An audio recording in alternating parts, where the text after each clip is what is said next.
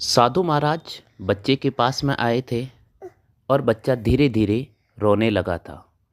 साधु महाराज ने बच्चे को पास बुलाया और एक बिस्किट दिया। बच्चे ने बिस्किट ले लिया। तब साधु को लगा कि शायद बच्चे को कुछ खाने की चीज़ें देकर ही पास बुलाया जा सकता है। लेकिन बच्चे के बगल में आकर कोयल बैठ गई। कोयल लगातार साधु को देखती रही। साधु ने बच्चे को बिस्किट दिया। बच्चे ने बिस्किट खाया। अब साधु ये सोचता रहा कि शायद बच्चे को खाने पीने की चीज़ें देकर ही बच्चे को अपने पास रखा जा सकता है।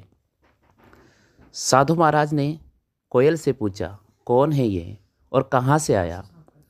इसकी माँ कहाँ कही, लेकिन कोयल कुछ बोल नहीं पा रही थी। तभी साधु महाराज ने बच्चे को गोदी में लिया और चलना शुरू किया।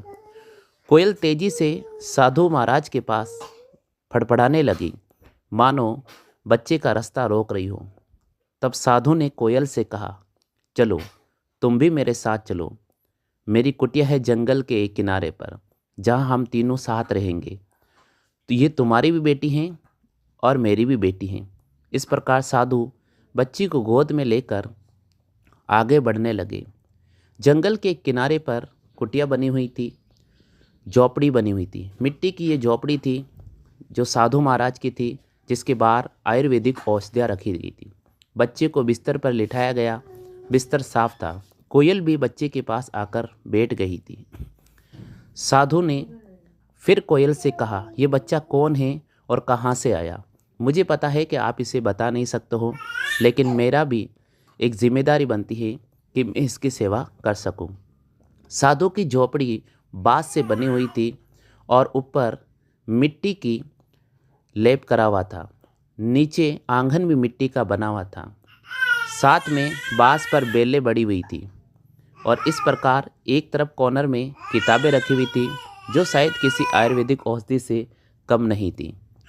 किताबों में बहुत अधिक खजाना था। दूसरी ओर आयुर्वेदिक औषधियाँ थी। बच्चा इस प्रकार कमरे में खेलने लगा।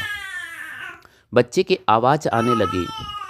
कोयल भी खुश होने लगी और आयुर्वेदिक औषधियाँ थी जिनमें साधु औषधियाँ बनाता था और विभिन्न प्रकार की बीमारियों का इलाज करता था।